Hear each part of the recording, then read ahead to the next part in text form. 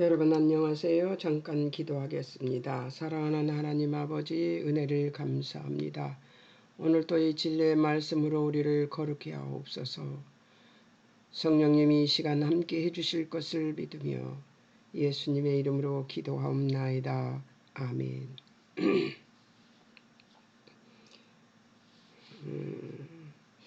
이제 24장 25장에서 25장 31절에서 46절이 남아 있습니다. 세상 끝날의 징조들과 재림 때 있을 일들을 예수님께서 일러주고 계신 장면인데요. 이제 마지막 비유를 또 말씀하십니다. 25장 31절에서 46절 복된 자와 저주받은 자. 예수님이 재림 때 반드시 심판이 있음을 명심하라는 것이죠. 왜 이 말을 이렇게 계속 명심하라고 가르치는지 사복음서에서 그것도 그죠? 그런 거를 보면 우리가 재림에 대해서 심각하지 않은 것이 죄 같다는 생각을 해봅니다. 자, 봅시다. 그리스도의 재림과 이방인들 31절 46절 하나님이 선하신 뜻 말씀대로를 행하지 않는 자는 바로 이방인이라는 것이죠. 예수님이 재림 때 이것으로 알곡과 죽정이를 정한다는 거예요. 그러니까 말씀대로 하나님 선하신 뜻 말씀대로를 행하지 않는 자가 이방인이라는 거예요. 그러니까 자 이제 보겠습니다. 그날의 현상을 한번 보겠습니다. 31절 32절 인자 영광으로 모든 천사와 함께 올 때 영광의 보좌에 앉아 모든 민족 중성면 모든 민족이랑 중성 개인과 각 나라의 염소들로부터 분리된 양들 그러니까 선민이라고 구별된 사람들을 얘기하는데 여기서 선민이라고 구별된 사람들은 어떤 사람들인가? 알곡 또 말씀대로 선하신 말씀대로 사는 자들 그것을 얘기하는 것이지요. 예. 분리된 양들을 모아 모든 민족 모아 양과 염소 구분할 것이다. 33절 양 오른편에도 염소 왼편에도 하나님께서 이스라엘을 잘못 취급한 모든 나라들을 심판하실 것이래요. 양 혼란 기간 중에 유대인을 용납했던 자들이라는 거예요. 환란 기간 중에 유대인들을 용납했던 자들. 왜 이 말이 여기 써 있는지 여러분 생각해 보셨습니까? 유대인들은 지금 현재 예수님을 믿지 않아요. 그리고 요만한 빵떡 모자 머리에다 딱 저기 하고 나는 하나님만 믿는다 이렇게 얘기하거든요. 쓰고 다니면서. 그리고 아직도 옷을 치렁치렁 달고 다니면서 사람들 보는 앞에서 기도하고 그렇게 살아요. 그들은 정말 하나님 중심으로 삽니다. 그들이 삶이 잘못된 것은 아니지만 그러나 예수님을 구세주로 믿지 않는 것 때문에 그들이 지금 구원받지 못하고 있는데 속속들이 많이 그들이 믿고 있답니다. 변화되고 있다고 합니다. 그들을 우리가 생각하는 방법으로 그들을 구원시키시는 것이 아니라 꿈도 꾸고 막 그 사람들 실제적으로 예수님을 만나고 막 그 꿈속에서 환상에서 만나고 막 이렇게 그들을 강권적으로 깨우치게 만들고 그렇게 해서 구원받은 백성이 되게 하고 있다고 합니다. 그래서 굉장히 사람들이 예수 믿는 사람들이 많아졌다고 합니다. 유대인들이. 오른편 사람들의 복, 그들이 받은 것 34절 복과 상속, 창세로부터 예비된 나라. 그러니까 왜 하나님께서 여기서 이 얘기를 하는가 하면 예수님께서 이 얘기를 하는가 하면 유대인 구원 걱정하지 말고 너희들 잘하라는 얘기예요. 네. 우리가 잘하라는 얘기예요. 지금 우리 유대인이 아닌 우리가 선민으로 있는 우리가 유대인들 탓할 게 아니라는 거죠. 그들은 하나님 중심의 삶이 되어 있어요. 어느 날 어느 순간 갑자기 예수 그리스도가 저들의 구주가 되어서 그들이 믿어질 때 그들은 바로 믿게 될 것입니다. 그런데 우리는 그런 저기가 안 돼 있잖아요. 구약적 세계관이 하나도 없잖아요. 우리가 성경으로 구약을 읽는다 하지만 그 구약적 세계관 속에 하나님 중심의 삶이 있느냐 그 말이죠. 우리 안에. 우리는 그것을 염려해야 되는 것이죠. 우리 안에. 우리 그것이 없는 것들을 염려해야 되는 것이지 유대인 걱정할 필요는 없다는 얘기예요. 그게 로마서에 나오죠. 유대인 그 9장서부터 로마서 9장서부터 11장까지 유대인에 대한 얘기가 쫙 나옵니다. 유대인은 반드시 구원받을 것이고 그리고 접붙여진 나무와 접붙여지지 않은 나무 원래 원가지였던 유대인을 걱정할 필요는 없다 너희가. 그러니까 너희 구원이나 제대로 받아라 그 얘기인 거예요. 그들이 잘한 일은 예수님이 줄일 때 먹을 것을 주고 목마를 때에 마시게 하고 나그네 되었을 때 영접하고 헐벗을 때 옷 입히고 병들었을 때 돌보고 옥에 갇혔을 때 와서 보는 사람들이었습니다. 그러니까 여기서 하는 이 유대인들이 아닌 그 양들을 얘기하는 것은 양과 염소가 있다고 했죠. 그걸 구분한다고 했는데 양들을 얘기하는 것은 어떤 사람들이에요? 줄일 때 예수님이 줄일 때 먹을 것을 준 사람들. 그러니까 있었습니까? 그런 사람이? 없었어요. 근데 어떤 사람들을 예수님이 줄일 때와 예수님이 목마를 때, 예수님이 그 헐벗을 때, 뭐 나그네 되었을 때, 뭐 이런 것들이 어떤 형태의 모습으로 보이냐?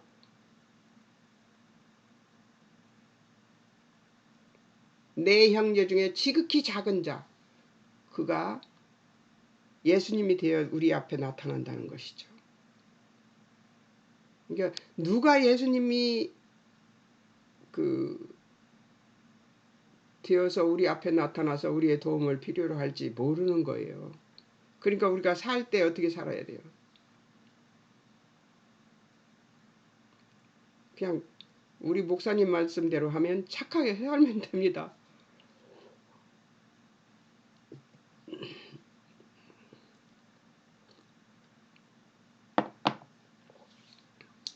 사실은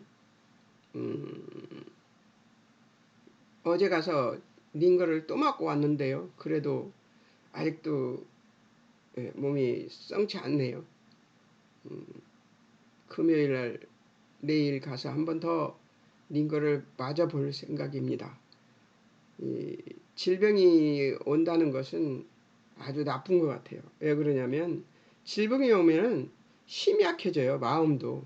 그래서 영적인 그 상태가 아주 별로 영적인 바탕의 상태, 이 심령의 바탕의 생각이 그 연약해집니다. 그래가지고 그 작은 제스처 하나에도 그 낙심할 때도 있고요. 마음이 많이 연약해집니다. 별로 좋은 상태는 아닌 것 같아요. 그런데 질병을 우리가 피해갈 수는 없잖아요. 찾아오는 질병을 어떻게 피해가요? 그런데 그럴 때마다 힘을 내야 될 것 같습니다. 저도 열심히 힘내보고 또 질병과 싸워서 이겨보겠습니다. 그들이 질문 37절 39절 우리가 먼저 이 일들을 했습니까? 우리가 언제 이 일들을 했습니까? 하고 이렇게 묻습니다. 그런데 임금의 대답, 예수님의 대답이죠. 40절 내 형제 중에 지극히 작은 자 하나에게 한 것이 곧 내게 한 것이다. 예수님은 우리에게 우리 옆에 사람들을 두어두고 우리를 양이 되게 만들기 위해서 테스트를 해보시는 거죠. 염소, 유대인들을 핍박하고 메시지를 거절했던 사람들이 염소입니다. 왼편 사람들의 저주, 그들이 받을 것, 저주, 영원한 41절이죠. 영원한 불에 들어가게 됩니다.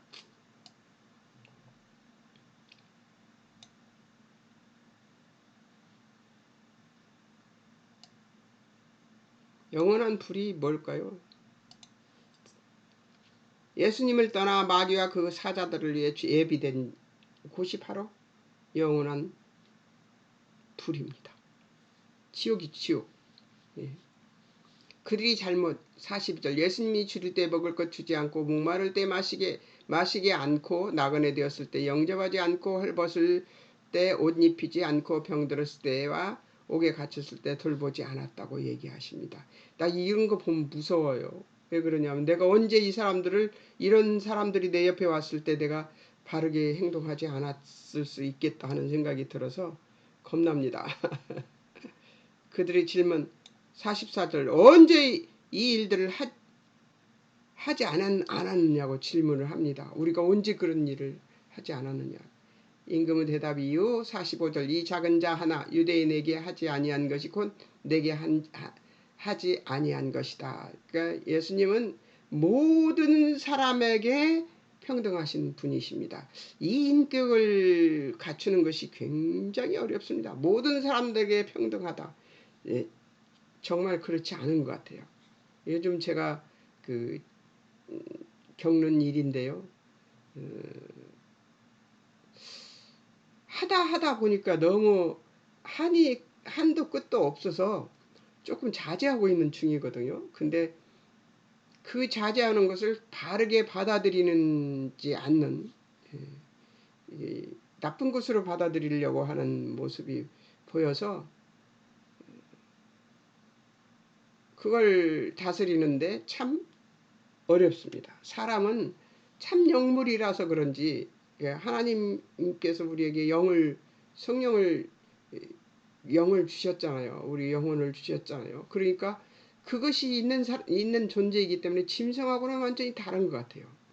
뭐 강아지에게서 그 영혼을 찾으려고 하는 사람들도 있기는 합니다만 요즘 강아지 유치원이 있다면서요. 사람 유치원이 있어야지 이게 무슨 정말 강아지를 내가 키우는 사람들을 비하하는 것은 아닙니다. 그러나 이 세상에 유모차에 강아지를 태워서 다니는 것을 보면서 제가 사는 아파트는 영세민들이 사는 아파트입니다. 영세민들이 사는 아파트인데 그 아파트에 사람도 태우지 못하는 없어서 못 태우는 그 유모차를 아주 그들막한 유모차를 차에다가 젊은 부부가 강아지를 태우고 그러고 돌아다니는 걸 보면서 애를 태워야지 내가 제가 지나가면서 그 사람이 듣든지 말든지 애를 태워야지 아이를 태워야지 왜 강아지를 태우냐. 강아지는 운동시키려고 데리고 나온 거 아니에요? 이 암담합니다. 이 대한민국에 지금 비혼이 너무나 많고 아이를 키우는 것을 두려워하는 젊은이들이 너무 많아서 안타깝습니다. 예. 왜 이 얘기를 하다 이런 얘기가 나왔는지 모르겠습니다만 작은 자 하나에게 하지 아니한 것이 곧 내게 하지 아니한 것이다 하는 얘기를 하고 있는 것을 보면 소자가 누굴까? 예, 답답할 때가 있었어요. 그리고 그 사람들을 판단하고 정죄하고 싶은 생각은 없습니다만 왜 강아지를 태워 사람을 태워야지 애기를 태워야지 그런 말이 저절로 나옵니다. 이게 판단하고 정죄하는 행위인데요. 그래서 그런 걸 보면 제가 일부러 그쪽 안 쳐다보려고 딴 데 쳐다봅니다. 판단하고 정죄하는 것이 싫어서. 임금의 판결 46절 예수님의 판결을 얘기하는 것이죠. 업소의 운명, 염소의 운명, 영벌에 처하고 의인들 양의 운명, 영생에 들어갈 것이다. 시기 예수님 재림 때 불심판이 있을 것이라고 얘기를 하는 것입니다. 지금 우리가 예수님 오시기 전에 살았던 유대인들이나 사람들보다 더 무서운 때에 살고 있습니다. 왜 그러냐면 재림의 때가 우리를 기다리고 있잖아요. 예수님이 재림하시면 그 다음엔 용서라는 것이 없습니다. 은혜라는 것도 없고요. 거기서 끝이에요. 그러니까 우리는 더 무서운 때를 살고 있는 것이죠. 그들은 용서받을 기회를 얻었어요. 예수님 재림으로 인해서 예수님이 십자가에 죽으시고 3일 만에 부활하셔서 하늘로 올라가신 이후에 예수님 다시 오시겠다고 하셨어요. 그리고 지금 2000년이 지났습니다. 근데 하나님께는 하루가 천년 같고 천년이 하루 같댔잖아요. 사실 하나님께는 이틀밖에 안 지난 겁니다. 예. 그러니까 어느 때 예수님이 오실지 정말 조마조마합니다. 그런데 지금 이 말세가 우리들 눈에 보이지 않아요? 처처에 기근이 나고 지진이 나고 그 전쟁이 나라가 나라를 대적하고 전쟁을 하고 있다는 것이 지금의 현 시대잖아요. 이것이 계속되고 있잖아요. 이렇게 시작하는 이것이 시작이래요. 시작. 정말의 시작. 예수님이 오실 재림의 시작이라는 거예요. 우리 24장에서 배웠잖아요. 그때가 시작이라는 거. 지금 우리가 재림이 시작되었다고 볼 수 있습니다. 재림의 때가 시작되었다고 볼 수 있습니다. 그렇다면 우리는 어떻게 살아야 돼요? 예, 양이 되어 살아야죠. 염소가 되면 안 되죠. 그죠? 근데 예수님이 그런 사람들에게 뭘 어떻게 하고 살으래요? 예, 예수님이 현현되어 내 이웃에게 있는 사람들이 예수님이 현현되어 그 속에서 어려운 지경에 있는 사람들을 도우라는 거지. 이웃을 도우라는 얘기를 하고 있는 것이잖아요.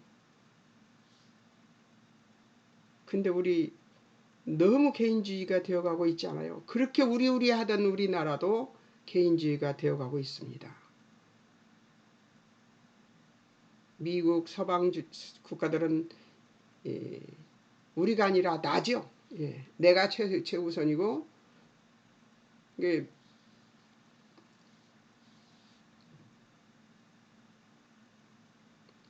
나만 좋으면 되고 이런 세대가 되어 가고 있는 사랑이 식어진다고 하잖아요. 사랑이. 이사야서 66장 22절에서 24절에 보면 그들이 나가서 여호와께 패역한 백성이 시체들을 볼 것이라고 얘기합니다. 걸어다니지만 죽은 자 같은 사람들이 있죠. 24절 그 벌레 안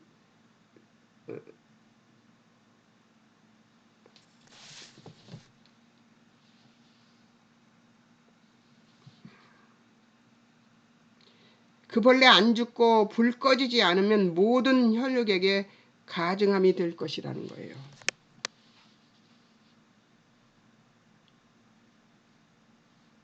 가증한 것이 된대요. 모든 혈육에게.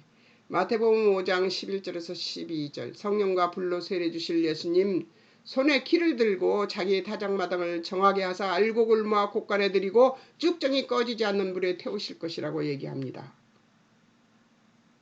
그리스도의 양은 자신이 양이라는 것을 알고 있는 것이죠. 큰 봉사는 우리의 가능성을 보여줍니다. 그러나 작은 봉사는 우리 헌신을 보여주는 것이죠. 큰 봉사는 우리의 가능성을 보여주는 것이지만 그러나 작은 봉사는 우리의 헌신을 보여주는 것이죠. 누구에게? 예수님께죠. 예. 이 다시 오실 예수님께 우리가 그것들을 보여주고 있다는 것이죠. 자, 이제 이거를 바꿔야 됩니다. 그래서 저기를 봐야 합니다. 내가 적용점과 기억을 우리가 찾아보고 또 공부를 해봐야 되겠습니다. 자, 이제 옮겨졌습니다.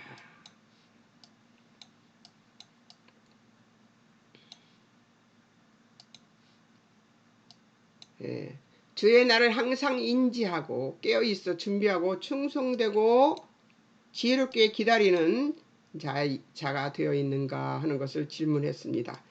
다음에 이제 기억들을 이것에 대한 대답을 해보겠습니다.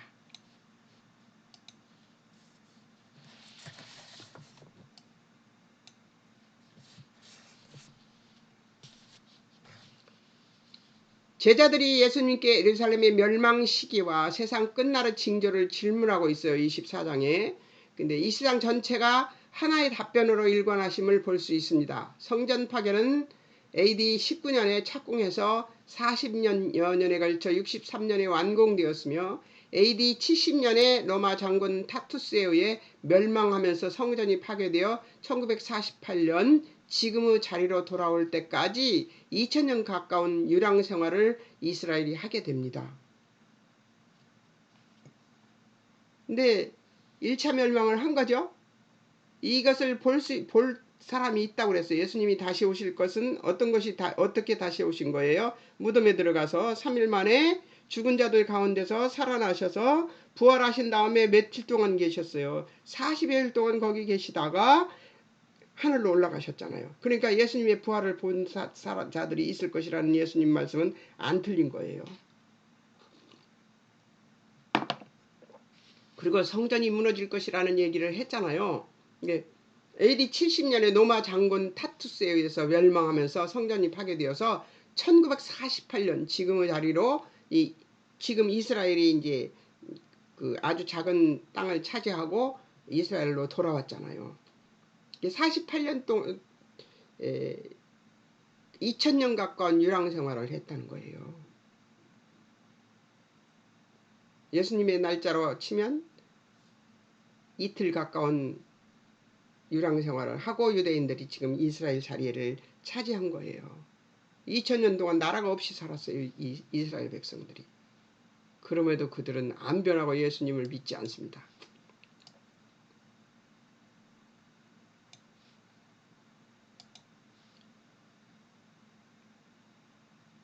본문은 예수님의 공생의 마지막 기간이었던 AD 30년 중반쯤이었고 나중에 30년이 흘러 예루살렘의 멸망이 있었으므로 그 사건과 아직도 실현되지 않은 이 세상의 종말이 얼마나 더 갈지 모르지만 2000년 가까운 아니 더 이상의 시간과 거리를 두고 있지만 예수님은 이들이 하나의 대답으로 묻고 있습니다. 이 문제는 우리가 정확히 이해해야 신앙의 분별력을 바르게 가질 수 있습니다.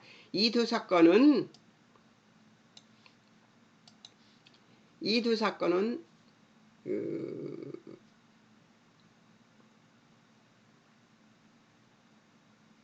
예루살렘의 멸망과 세상의 마지막 심판은 예수님 사역의 절정을 이루는 부분이라는 차원에서 동일한 것이지만 그러나 그때 예수님이 다시 부활하셔서 다시 승천하신 그 사건과는 너무나 다른 모습으로 다른 형태로 예수님의 재림이 있을 것이라는 것이에요.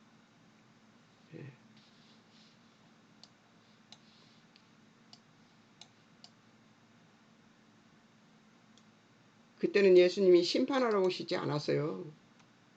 부활을 확인시켜주고 영생이 있다는 것을 확신시켜 주시기 위해서 오셨던 것이지요. 그러나 오랜 기간 계시지 않고 다시 오실 것을 약속하시고 올라가셨습니다. 네. 우리는 아주 무서운 때를 기다리고 있는 거예요. 예수님 마라타나 하고 싶어요. 구원받지 않은 사람이 내 옆에 너무 많아요. 구원받아야 될 사람들이. 그러니까 하나님 마라타나 하고 싶어요. 그런데 저 사람 예수 믿어야 돼요. 저 사람 예수 믿어야 돼요. 이 생각이 더 들고 하나님께서 아마 그래서 오래 참아주시고 기다려주시는지도 모르죠. 뭐 많은 사람들이 그래서. 예.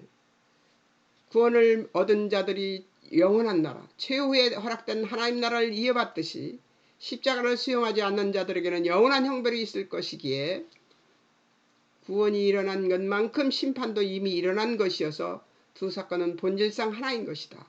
또 예수님만이 하나님의 진실되고 최종적인 권위에 근거한 증인이시며 사역자이셨다는 입증입니다. 예수님이 우리의 구주라는 사실을 믿지 않는 자들에게는 지옥이죠. 지금 사는 삶도 그죠.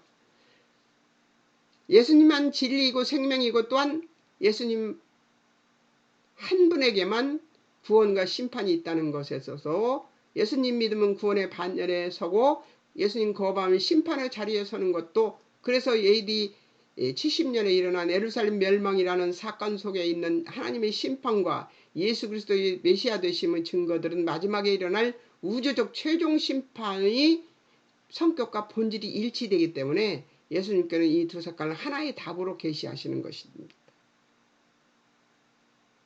모형이라는 거죠. 모형. AD 70년에 있은 타투스에 의해서 타수스 장군이라는 사람에 의해서 이스라엘이 멸망해 버리잖아요. 없어져 버리잖아요. 나라가 없어져 버려요. 그리고 2000년 동안 나라 없는 서름을 겪으며 살아낸 이스라엘 사람들입니다. 근데 메시아가 하나님의 심판과 예수 그리스도의 메시아 되시면 증거들은 마지막에 일어날 우주적 최종 심판의 성격과 본질이 일치되기 때문에 본질이 일치된다는 거예요. 멸망이라는 살아남을 나라가 없는 존재가 된다는 것이죠. 이 땅에서는. 그럼 어떤 자가 되겠어요? 지옥으로 떨어져 버리는 것이죠. 네. 지옥이냐 천국이냐 둘 중에 하나라는 거죠. 불신지옥 뭐 어쩌고 저쩌고 하는 것들이 있잖아요. 그런 사람들 말이 틀린 말은 아닙니다만 너무 극단적이어서 저는 별로 안 좋아합니다.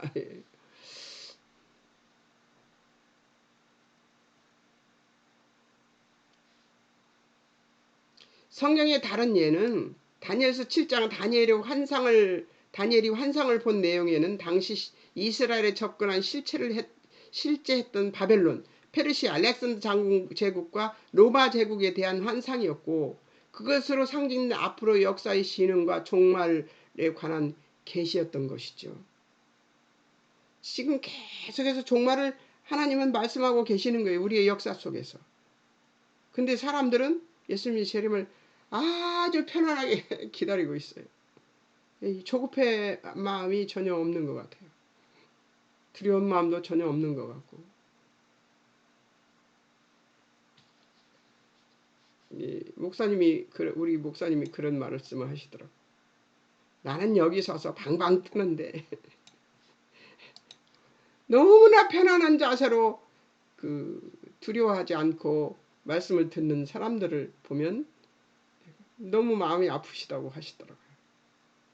예, 이것이 이 예수님 재림이 아주 심각하게 우리 심령에 들어와서 심각하게 저희가 돼야 되는데 각인이 돼야 되는데 이게 안 되니까 목사님들이 힘들 거예요.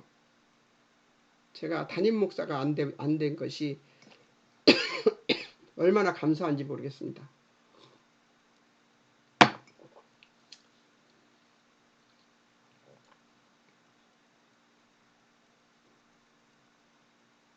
다니엘서 7장에 보면 신상의 계시에서는 뜨인 돌이 와서 그 신상을 무너뜨렸고 다니엘 7장의 네 짐승으로 되어 있는 이 환상에서는 인자가 와서 저들을 파괴합니다. 인자라는 표현은 마지막 심판을 주도하시는 하나님의 사자로 되어 있고 여기 표현된 인자의 돌에도 우주적 마지막 심판을 내용으로 하고 있습니다. 이 세상의 원리들로 내용을 삼고 있는 세상 풍조들과 정신들이 초점이 된 이것들은 심판하시고 멸망시키시는데 그리고 이 하나님 나라를 세우는데 마지막 심판자로 인자라는 표현이 그 뜻을 가장 두드러지게 상징하고 있는 것이죠. 인자라는 표현으로 다니엘서 7장에 나오는 그 내짐승에 대한 얘기의 환상을 다니엘이 보는데요. 이 심판의 엄중함을 표현하고 있어요. 그런데도 사람들은 두려워하지 않죠. 예. 그리고 먼 훗날에 있을 일같이 느껴집니다. 이 먼 훗날에 있을 것 같이 느껴지는 이 착각마저도 누가 좋아하는 거예요? 사단이 시킨 거예요. 우리들에게 그것을 우리들 심령에 주입해두고 봐라 2000년이 지나도 안 오시지 않냐 근데 언제 그렇게 되는 것이죠. 10장 22절 23절에도 이스라엘 모든 동네를 다 다니지 못해서 인자가 오리라 하듯이 인자는 최종적 심판과 완성을 위하여 오시는 분으로 묘사되고 있습니다. 무두셀라가 963년을 살았는데요. 936년이든가 963년이든가 69년이든가 그렇게 살았어요. 제일 오래 산 사람이에요. 왜 오래 살았냐? 그 사람 이름이 이 사람이 죽으면 멸망이 찾아올 것이라고 얘기했기 때문에 하나님께서는 그 사람을 그렇게 오래 살게 한 거예요. 그것에서 저는 그 무드셀라의 생명이 그렇게 긴 것에 대해서 깨달은 거예요. 그것을 거기서 깨달았어요. 아, 하나님의 인자하심과 사랑과 그 자비와 궁율과 오래 참아주심이 여기에 있구나. 이 무드셀라의 생명에 있구나. 나이에 있구나. 하는 것을 그때 거기서 깨닫고 무릎을 쳤죠. 아, 하나님은 지금도 우리에게 무드셀라의 이름대로 될 것을 예언했죠. 어디에? 성경에 예언되어 있잖아요. 예, 요한계시록에 예언되어 있습니다. 예수님 다시 오실 것을. 근데 그 예수님이 다시 오실 것에 대한 예언이 이미 되어 있고요. 예. 그리고 그 예수님이 다시 오실 그것에 대해서 우리에게 정말 준엄하게 말씀하셨습니다. 그런데도 우리는 이렇게 타무탈로 있어요. 아무 적이 없이. 그러니까 심판의 재림이 오신다는 것에 대해서 심각하지 않습니다. 우리가. 애절하고 심각해야 돼요. 우리는. 이런 얘기하면 그래요. 아이, 왜 분위기를 그렇게 무섭게 몰아가느냐고 얘기를 하는데, 심판은 무서운 것만은 아니거든요. 예수 그리스도를 내 구주로 삼고 내가 하나님 나라의 백성이라는 의식을 갖고 사는 사람에게는 무서운 것이 아닙니다.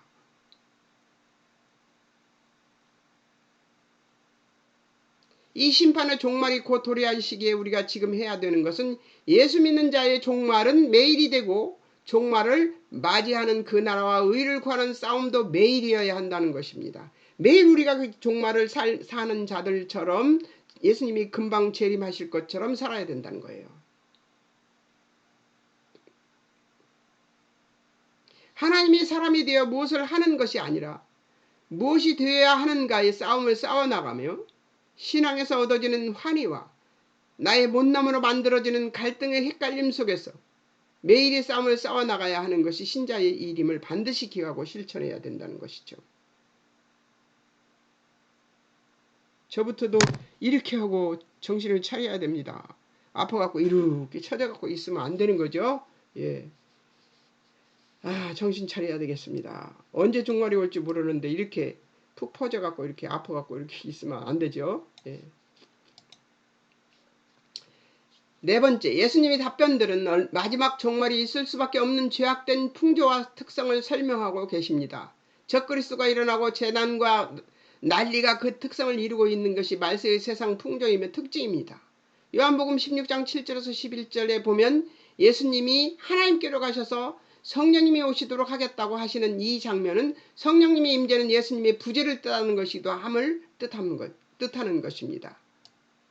지금 예수님께서는 죽음을 이기시고 부활하셨고 하늘 보좌 우편에 앉아 계십니다. 예수님께서 그 자리에 올라 승귀하셨다는 것이 예수님께서 오르셨다는 것이 증명된 것입니다.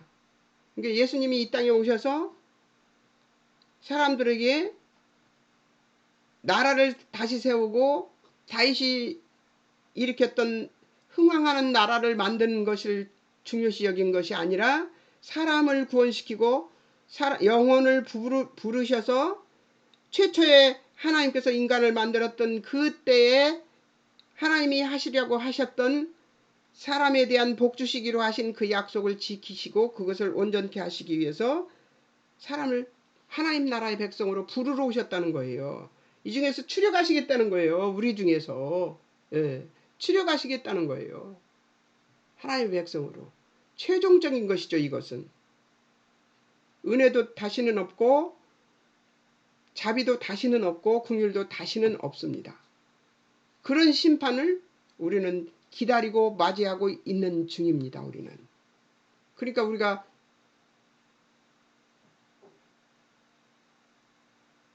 예수님이 하신 이 예수님 재림에 대해서 심각해야 된다는 얘기죠.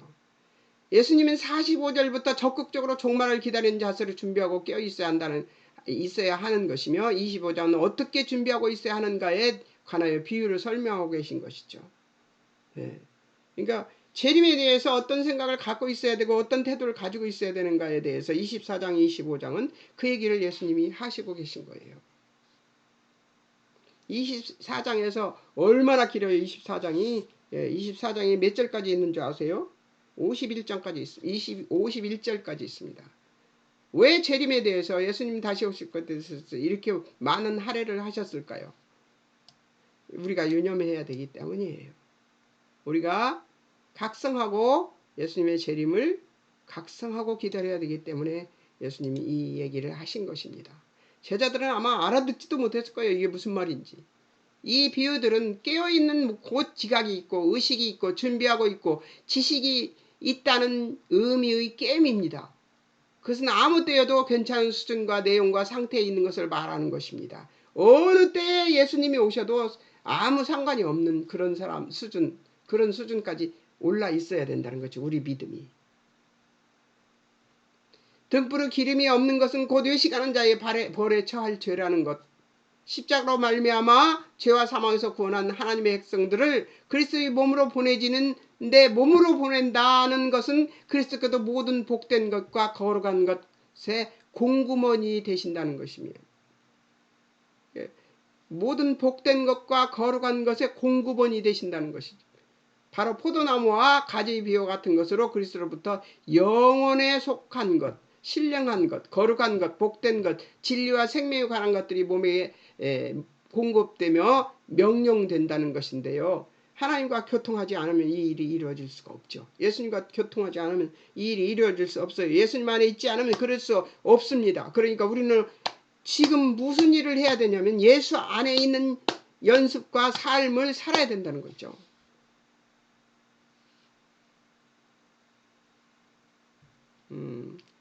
예수님 재림에 대한 얘기하면 싫어합니다. 사람들이 별로.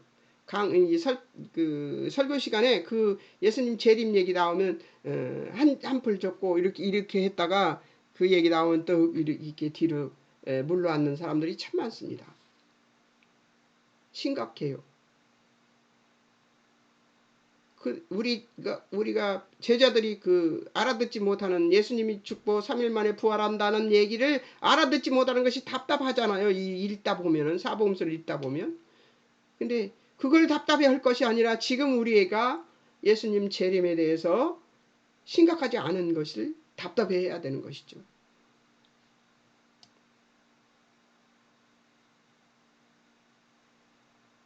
바로 포도나무와 가지의 비유 같은 것으로 그리스도로부터 영원에 속한 것, 신령한 것, 거룩한 것, 복된 것, 진리와 생명에 관한 것들이 몸에게 공급되며 명령되는 그런 가지로 붙어 있어야 된다는 것이죠. 예.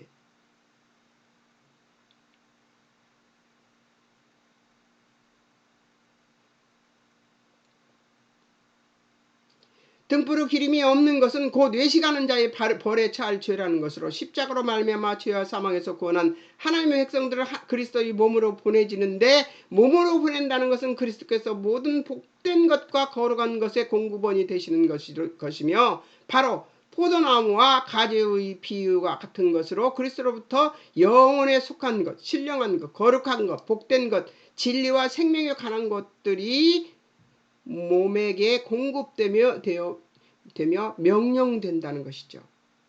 그것이 그 의식이 깨어 있어야 되는 거예요. 그 의식으로.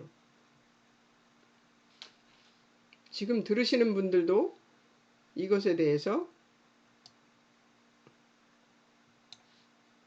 심각하지 않은 분들이 있을 거예요. 그리고 듣다가 말아버리려고 하는 분도 계실 거예요. 끝까지 들어보십시오. 지식으로, 목표로, 내용으로, 영향으로, 자라남으로, 실력으로, 재주로 그렇게 공급되며 훈련되어야 할 것입니다. 우리들의 삶 속에. 이것이 신자가 가져야 하는 기름이며 외식을 안 하는 것이며 예수 그리스도로부터 받는 영생에 속한 모든 진리와 복된 것이 충분히 교류가 이루어지지 않으면 그것은 마치 기름 없는 등불과 같은 것이며 겉모습만 있고 속은 없는 외식인 것임을 우리는 반드시 기억해야 됩니다.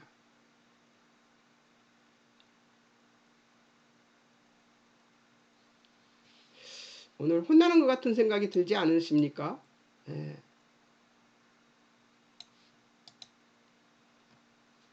그러나 띠용하고 혼나는 것 같은 생각이 들지라도 우리는 예수님의 재림을 기다리는 자들입니다. 그런 자들로서 들어야 되는 말씀인 것을 저는 확신합니다. 달란트 비유에서 악하다는 것은 충성해야 되는 것을 안 하는 것보다 훨씬 적극적으로 자기에게 주어진 명령을 거슬렀다는 의미입니다.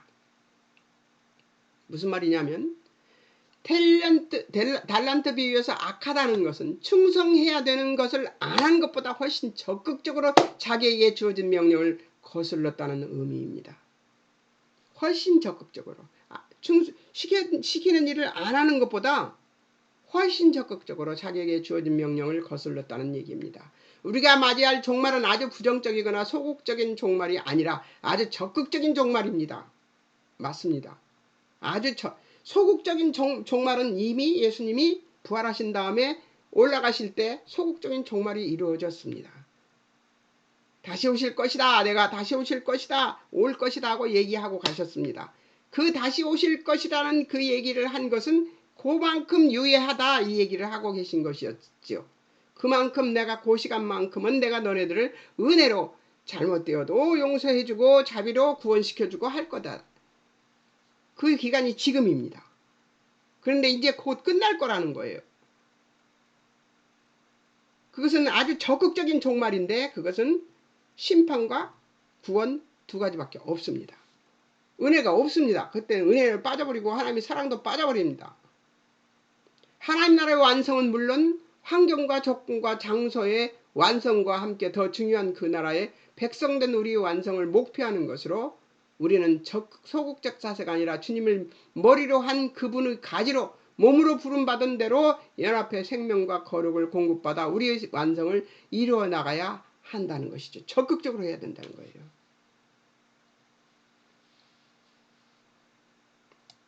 무슨 일인지 모르지만 하나님께서 저를 오늘 부흥회를 시켜주시네요. 정신 차리라 최성자. 예수님의 재림이 가까웠다. 네가 이 흐지부지한 질병 가지고 주저앉아 있을 때가 아니다. 빨리 가서 그 사람에게 복음을 전하고 빨리 가서 저 사람에게 복음을 전하고 이런 말씀을 저한테 하고 계신 것 같아요. 뭐하냐 너 지금. 입술로만 말하고 있는 것 아니냐. 재림을 준비하고 있는 거 아니냐. 너는 지금 재림을 준비하고 있느냐 하고 뒤통수에서 계속 하나님이 저한테 말씀하고 계신 것 같아요. 이것이 예수 그리스도의 장성한 분량이 충만한 데까지 가야 되는 교회의 비밀이요. 하나님께로서 십자가로 구원하신 그분의 백성들에게 허락하신 복된 장치들인 것입니다. 복된 장치예요. 복된 장치. 예수님의 초림도 그리고 부활하셔서 승천하심도 그리고 예수님 재림도 모두 하나님께서 우리에게 준비하신 복된 장치들입니다. 이제 하나 남았어요. 예수님의 재림. 신자들의 신앙의 준비는 근실하고 깨어있어야 하는 것이며 그것은 하나님의 자녀들이 그리스도와 묶여있다는 것을 말하는 것이고 하나님의 자녀들이 그리스도와 묶여있다는 것을 말하는 것이고 알곡과 가라지 비유처럼 신자라고 자처하는 자들 속에서 알곡과 가라지를 갈라내는 심판을 설명하고 있는데 이것은 24장 25장의 감람산 강화라는 예수님의 가르침 속에 일관된 주제이기도 한 것임을 우리는 반드시 기억해야 한다는 것입니다.